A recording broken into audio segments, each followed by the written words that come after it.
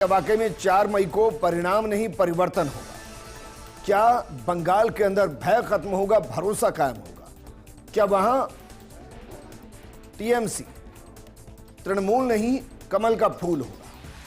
ये तमाम वो सवाल है जो कयासों के बीच है। और कयासों के बीच पहले फेज की जो वोटिंग पश्चिम बंगाल में हुई, उसने वहां एक चीज तो एहसास कराई। एहसास यह कि पश्चिम बंगाल के अंदर जनता वोट देने के लिए जा रही है। अब उसके पीछे पार्टियां भी उतनी ही जिम्मेदार हैं।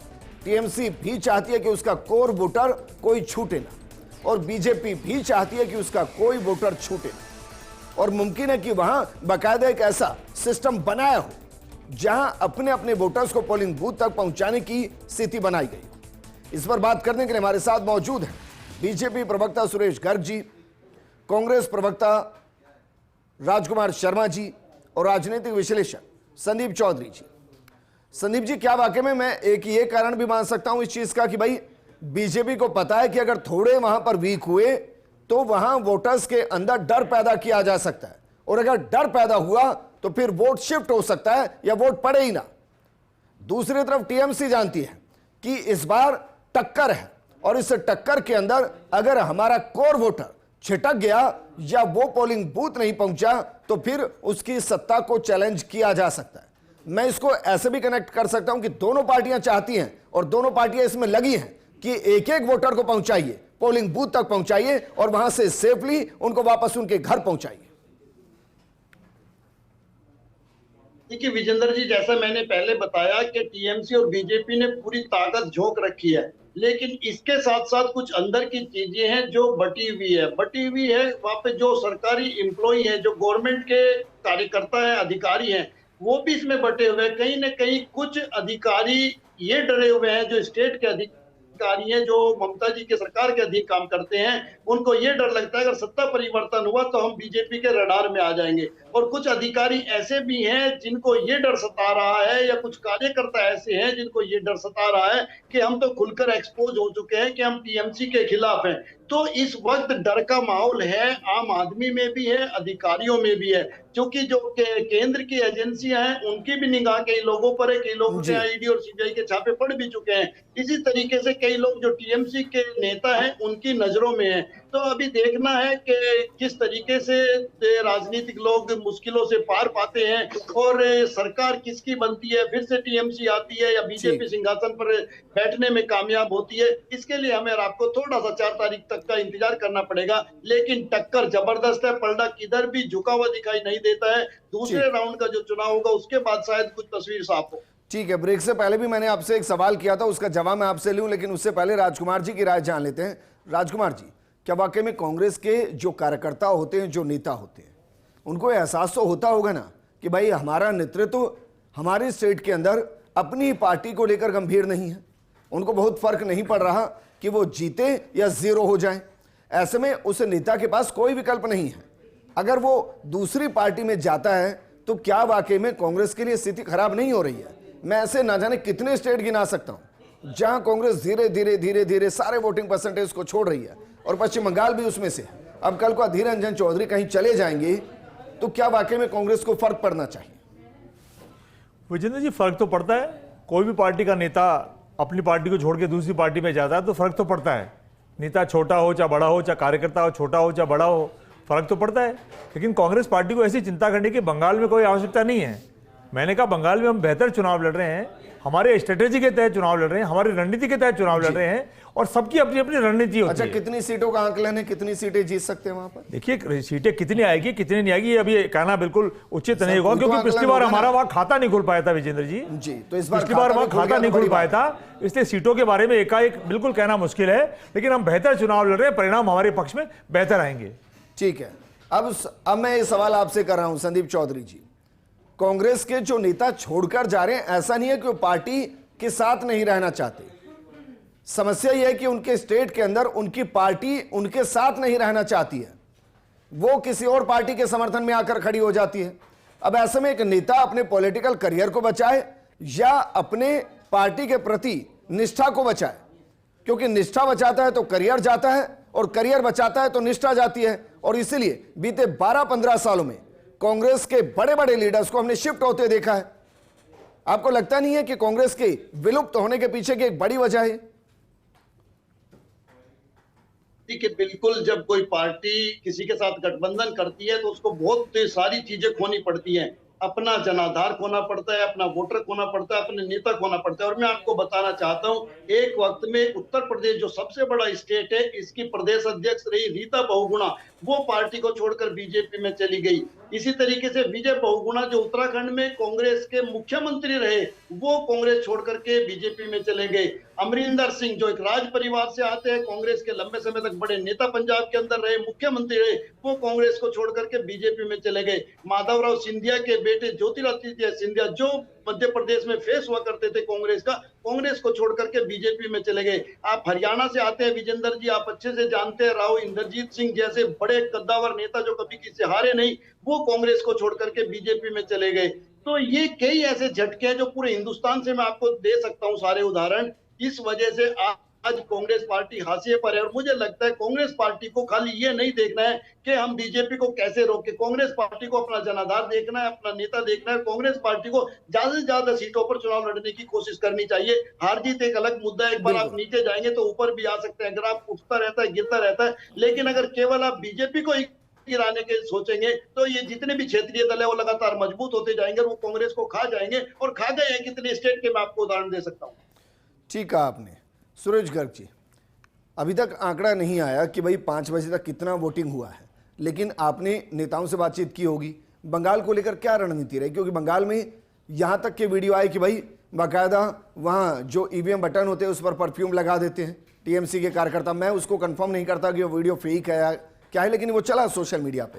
बाहर आकर फिर उसके फिंगर्स को वो सूंघते हैं कि भाई इसमें से परफ्यूम की खुशबू है या नहीं है। उसके हिसाब से फिर मारपीट होती है अगर टीएमसी को वोट नहीं देता।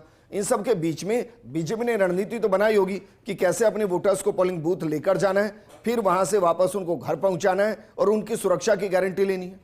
लेकिन निश्चित रूप से बीजेपी ने अपनी रणनीति बनाई है और रणनीति के तहत बीजेपी वेस्ट बंगाल के अंदर काम कर रही है। हम निश्चित रूप से चुनाव जीतेंगे। जिस तरीके से हमारे कार्यकर्ता काम कर रहे हैं, लोकल कार्यकर्ता भी और हमारे पार्टी के अलग अलग राज्यों के कार्यकर्ता भी काम कर रहे हैं। जहाँ पे जरूरत होती है उस राज्य का कार्यकर्ता वहाँ जाके काम कर रहा है। और हम कह रहे हैं कि निश्चित रूप से जो 294 सीटें हैं उसमें निश्चित रूप से भारतीय जनता पार्टी बहुमत से जीत के आएगी। मैंने आज ये भी आया था, उसके पहले सट्टा बाजार से भी मैंने, क्योंकि सीकर का सट्टा बाजार है वो भी अपना आप में एक दम रखता है, तो वो खुद भी कह रहा है कि भारतीय जनता पार्टी इस बार सरकार बना रही है। हम जिस तरीके से देखिए आज वहां पे जिस तरीके से महिला अत्याचार, मैं महिला अत्याचारों की लिस्ट लेकर आया हूं। आप देखिए 25 जुलाई 2012 को संतागारी की घटना, 2013 में कामदुनी सामूहिक दुष्कर्म और हत्या की घटना, 2014 के अंदर वीरभूमि सामूहिक दुष्कर्म का मामला, 2015 में कंधमाल सामूहिक दुष्कर्म मामला, 2015 में सुजेट जार्डन दुष्कर्म मामला, 6 फरवरी 2012 को शाम को जार्डन के पार्क स्ट्रीट में मतलब नाइट क्लब के अंदर दुष्कर्म हुआ है। किसकी सरकार बनी? 16 में किसकी सरकार बनी? जब से टीएमसी की सरकार है साहब, टीएमसी की सरकार चल रही है। तो मैं यही कह रहा हूं कि लगातार महिलाओं के साथ यही तो लगातार महिलाओं के साथ अत्याचार होते हैं वहां पे, जिस तरीके से बलात्कार और अत्याचार हो रहे हैं। इवन जजेस को भी आप 9-9 घंटे तक बंधक बनाए लाते हो, तो क्या समझ में आता है ना कि वहां पे लोग वक्त त्रस्त है। इस बार निश्चित रूप से जो स्ट्रेटेजी बनी है, जनता वहां का जो वोटर है वो बाहर निकल के आके वोट दे रहा है। इसी वजह से आप देखिए कि 3 बजे तक 78% मतदान होना ये दिखाता है कि वोटर से भय खत्म हो चुका है। जो वहां का मतदाता है उनको डर लग रहा था कि कहीं ममता हमको मार नहीं दे, डाल नहीं दे, तो उस जगह हो रहा है। पश्चिम बंगाल में रिकॉर्ड तोड़ वोटिंग। पश्चिम बंगाल में 5 बजे तक करीब 90% वोटिंग हुई है और हमने शुरुआत में कहा था कि इस बार वहां एक इतिहास लिखा जाएगा। पश्चिम बंगाल की 152 सीटों पर वोटिंग हुई और शाम 5 बजे तक करीब 90% मतदान हुआ है। पहले चरण में शाम 5 बजे तक 90% वोटिंग हुई है। संदीप चौधरी जी, हम ये अंदाजा लगा ही रहे थे कि इस बार की वोटिंग परसेंटेज 90% के आसपास रहेगी, लेकिन जो 90% के आसपास की वोटिंग है इसको किस तरफ देखते हैं सुरेश गर्ग जी? 90% वोटिंग ये भारतीय जनता पार्टी के पक्ष में मानते हैं हम। तो जितनी ज्यादा परसेंटेज अगर वोटिंग की बढ़ेगी, जितना ज्यादा मतदाता वोट डालने जाएंगे, वो भारतीय जनता पार्टी को हमेशा फायदा हुआ है। किसी भी राज्य में चले जाइए, 83% पिछले 2021 के अंदर वोटिंग हुई थी। इस बार अगर 90% तो 5 बजे तक है, 6 बजे तक की वोटिंग है, तो निश्चित रूप से ये 90 से बढ़ के 95% तक अगर पोलिंग जाती है तो इसमें भारतीय जनता पार्टी निश्चित रूप से वहां पे बहुमत से सरकार बना रही है। और हम टीएमसी को जड़ से उखाड़ेंगे वहां से। जो अत्याचार महिलाओं के साथ हो रहा है, जो वहां पे हिंदुओं के साथ अत्याचार हुआ है, वो निश्चित रूप से वो सब रुकेगा। जो वहां पे दुर्गा पूजा नहीं होने देते थे, दुर्गा पांडाल की स्वीकृति नहीं मिलती थी, तो वो सब चीजें वहां पे बंद होगी। एक सुशासन आएगा वहां पे, जिस तरीके से अन्य राज्यों में हम सुशासन दे रहे हैं। वो लोकतंत्र की सबसे खूबसूरत तस्वीर है कि भाई किसी स्टेट के अंदर 90% से ज्यादा वोटिंग हो जाए। हालांकि इसके लिए बहुत से फैक्टर हैं भाई, ट्रेनें चली, बसें चली, एक एक वोटर को कनेक्ट किया गया, उसको भरोसे में लिया गया, उसको पोलिंग बूथ तक पहुंचाया गया। इन सबके बीच में कांग्रेस की भूमिका को हम कहां देखें इन 90% में? तस्वीर तो खूबसूरत है विजेंद्र जी। वोटिंग परसेंटेज तो सब स्टेटों में ज्यादा होना चाहिए और लोकतंत्र के इस उत्सव के अंदर सबको मतदान करना चाहिए। जहां तक कांग्रेस पार्टी के साथ, कांग्रेस पार्टी ने भी ताकत लगाई, टीएमसी ने भी ताकत लगाई, भारतीय जनता पार्टी ने भी ताकत लगाई, निर्वाचन आयोग ने भी प्रचार प्रसार खूब किया और पूरा देश की निगाहें बंगाल चुनाव पर ज्यादा है। तो निश्चित तौर पर मतदान अच्छा हो रहा है। ये वहां मतदाताओं को बहुत बहुत धन्यवाद है कि उन्होंने अधिक से अधिक मतदान अपना किया है। अच्छा, यहां पर तो ये टीएमसी के लिए छोड़ दिया गया होगा कि भाई अगर इलेक्शन हार जाते हैं या वोटिंग परसेंटेज इधर से उधर होता है तो भाई ईवीएम और इलेक्शन कमीशन को टीएमसी देखिए, कांग्रेस का इससे कोई लेना देना नहीं, ये तो मान के चले। नितिन जी, आप कुछ भी मानो, आपके मानने से क्या होता है? आपके मानने से देश और प्रदेश मानेगा नहीं। अगर 3% वोट के साथ आप वहां चल रहे हैं, उसमें बहुत फर्क तो पड़ नहीं रहा कि आपकी 1 सीट आ रही है, 2 आ रही है, आ ही नहीं रही है, तो उसमें क्या वाकई में इलेक्शन कमीशन को कोसने की तैयारी की जा रही है या नहीं की जा रही है?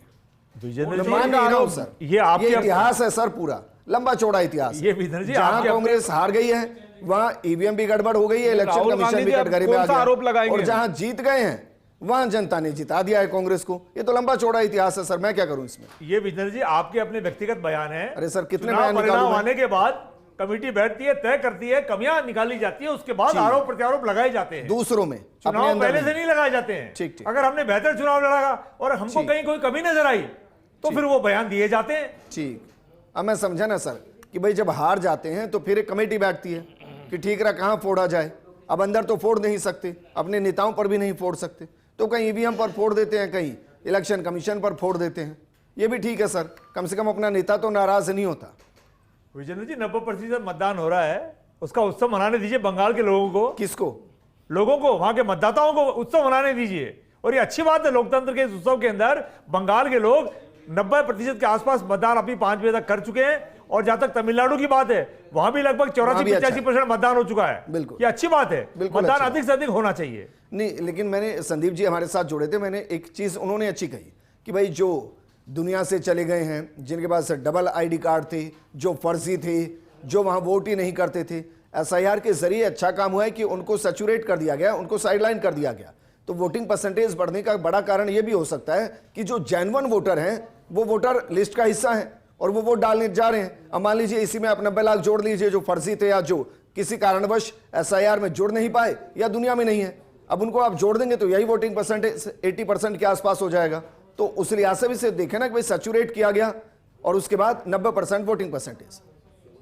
विजेंद्र जी, एसआईआर का जो मुद्दा था वो पूरे देश में हर जगह गया है, हर स्टेट में गया है। जहां को कमियां रही है उनको दुरुस्त करने की जिम्मेदारी निर्वाचन आयोग की होती है। एसआईआर उस दृष्टिकोण से अच्छा है, लेकिन भारतीय जनता पार्टी के पार्टी और पक्ष के रूप में अगर वो कहीं एसआईआर अपना करते हैं तो वो गलत था। कोई जो जिनकी डेथ होगी उनका नाम कटना चाहिए, कोई डबल जिसके नाम है उनका भी नाम एक जगह होना चाहिए, कोई अपना देश प्रदेश छोड़ के चल गए उनका भी नाम कटना चाहिए। एसआईआर अगर सही तरीके से हुई है तो बहुत अच्छी बात है, होना भी चाहिए। कीजिए, हरियाणा का जो राहुल गांधी ने उदाहरण दिया था नेशनल मीडिया के सामने, आप उसी के अगेंस्ट बयान दे रहे हैं। मैं अगेंस्ट बयान नहीं दे रहा, राहुल गांधी जी ने मैं सबूत पेश किए थे निर्वाचन आयोग को, बिहार के इलेक्शन के सबूत दिए थे, आपने सभी चैनल्स ने दिखाया था। नवंबर के अंदर 11 नवंबर निर्वाचन आयोग 11 नवंबर को बिहार के रिजल्ट आए थे और आरोप लगाया था बिहार के अंदर, उसका अभी तक आपने प्रूफ नहीं दिया।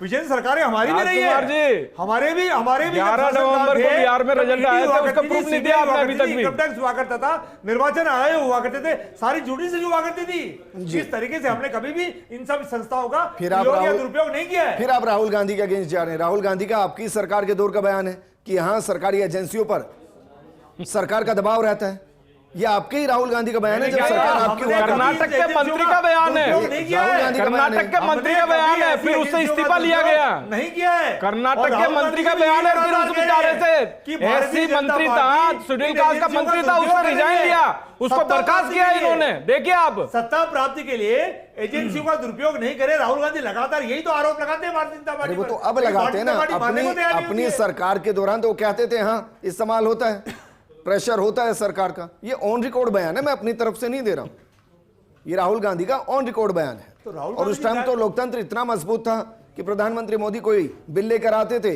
राहुल गांधी हाथ में से लेकर फाड़ देते थे। लोकतंत्र वाकई में बहुत मजबूत था उस वक्त। लेकिन मैं पश्चिम बंगाल पर इस वक्त बहस कर रहा हूं, सुरेश गर्ग साहब, वहां एक और डर था। कई लोगों से मेरी बातचीत हुई जो कहते थे कि भाई भरोसा बढ़ा दिया जाता है, कहा जाता है कि हम हैं, हमारी सरकार बनाई है। वो भरोसा पिछली बार भी दिया गया था। समस्या ये होती है वहां कि जब वहां चुनाव खत्म होता है तो वहां सब नेता वापस आ जाते हैं और जो वहां का लोकल होता है उसकी जवाबदेही वहां लोकल होती है और फिर उसको पूरे 5 साल वहां जख्म झेलने पड़ते हैं, प्रेशर झेलना पड़ता है। उसका निजात क्या निकाला आपने? ठीक है विजेंद्र भाई, उसके लिए जो सीआरपीएफ की कंपनी है, 500 सीआरपीएफ की कंपनी चुनाव के बाद, रिजल्ट आने के बाद भी वहां रहेगी। किसी मतदाता को डरने की कोई जरूरत नहीं है। ये अमित शाह जी का खुद का स्टेटमेंट है। कब तक रहेंगी? निश्चित रूप से रहेगी वहां पे, जब तक भी अगर मान लो कोई आता है। पहली बात तो कि उसकी कोई संभावना ही नहीं है टीएमसी के आने की।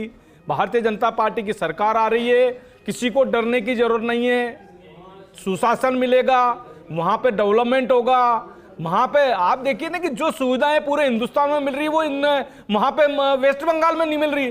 जो भारतीय जनता पार्टी नरेंद्र मोदी जी ने जो योजनाएं चालू कर रखी है वो वहां पे टीएमसी में बंद थी, वेस्ट बंगाल के अंदर बंद थी। तो वो योजनाएं सब वहां पे लागू होगी तो निश्चित रूप से सबके लिए। ठीक है, एक और सवाल मेरा आपसे, क्योंकि ये मैनिफेस्टो में है बीजेपी की कि 7th पे कमीशन को 45 दिन के अंदर पश्चिम बंगाल में लागू किया जाएगा। निश्चित रूप से करेंगे। क्या इसका असर वहां कर्मचारी वर्ग पर पड़ेगा? और क्या वोटर, क्योंकि मुझे याद है किसी की लाइन, उन्होंने कहा था कि कर्मचारी ही सरकार बनाते हैं, कर्मचारी ही सरकार गिराते हैं। क्या वहां कर्मचारी वर्ग बीजेपी के साथ है? देखिए, कर्मचारी वर्ग भी वहां पे हमारे बीजेपी भारतीय जनता पार्टी के साथ है और वहां के वोटर भी भारतीय जनता पार्टी के साथ है। निश्चित रूप से जो भी हमने चुनावी वादा किया है, जो भी हमारा मैनिफेस्टो के अंदर जो भी चीजें, उनको निश्चित रूप से हम पूरा करते हैं और समय पे पूरा करते हैं। ऐसा नहीं है लटकाने भटकाने का काम कांग्रेस करती है, लेकिन भारतीय जनता पार्टी बिल्कुल भी नहीं करती है। हम निश्चित रूप से बहुत मजबूती से। राजस्थान में 7th पे कमीशन लागू हो गया? नहीं, राजस्थान में तो 7th है, अब तो 8वां कमीशन आयोग बिठाया हुआ है राजस्थान में। नहीं, हाँ, कमीशन 8वां वेतन आयोग बिठाया हुआ है ना केंद्र सरकार ने, उसके हिसाब से 7th पे तो यहाँ पे राजस्थान में लागू है।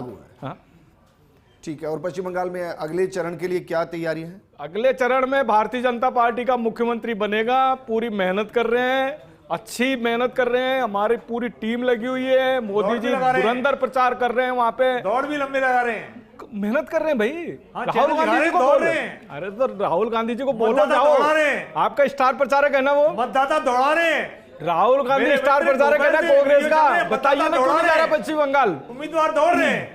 राजकुमार जी, राहुल गांधी जी स्टार प्रचारक है, पश्चिम बंगाल क्यों नहीं जा रहे हैं? बता दीजिए। और आप कह रहे हैं हम मजबूती से लड़ रहे हैं। कांग्रेस कह रही है साहब हम मजबूती से लड़ रहे हैं और इनके स्टार प्रचारक प्रचार करने नहीं जा रहे हैं, तो कौन सी मजबूती से लड़ रहे हैं? 3% वोट आए इनके 2021 में, जो 2016 में 12% थे, वो अभी 1% पे सिमट के जा रहा है और हम मजबूती से लड़ रहे हैं साहब। कांग्रेस बताइए कि कौन सी मजबूती से लड़ रहे हैं, बताइए। हाँ, आएंगे निश्चित रूप से 2029 के चुनाव में आएंगे, 400 पार आएंगे। अच्छा राजकुमार जी, कांग्रेस इसी में खुश है कि बस बीजेपी ना आए, वो आए ना, ये तो महत्वपूर्ण ही नहीं है।